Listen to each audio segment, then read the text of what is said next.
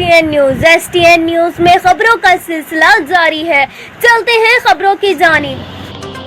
भेड़ा road reporter Nisar Ahmed Birohi Bhiria road चाही सलेमान 132 केवी गिल्ड स्टेशन जे इफ्तिताह PTI center Saiful Abro CEO SEPCO Sukkur Mohammad Saleem Arain regional focal person Aman Qazi Inayat Rind Arshad Sand Amir Ashir Arain Nadeem Rajput Akbar Ali Pali समेत बेन कयो। उन मौके ते आयल अगवाणन सेंटर सैफुल आबड़ो सीनियर सैफुल आबड़ो मोहम्मद सलीम आराइन बेन खिताब कंदे चयो त नई गिल्ड स्टेशन जे हलण सां इलाइके जे हज़ारे माण्हुनि खे तमामु घणो फ़ाइदो थींदो हितां जे अवाम जे पुराणो मसइलो पीटीआई जे हुकूमत हल कंदी।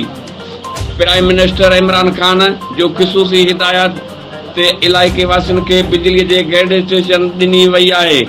हितां 6 फीडरनि वसीलनि सवे ॻोठनि खे बिजली फ़राहम कई वेंदी अनकरीब वफ़ाक़ी हुकूमत पारां भेड़ा रोड भर पासे जे अवाम जल्द ॿियूं सहूलतूं पिणु फ़राहम करे नया प्रोजेक्ट ॾिना वेंदा। जी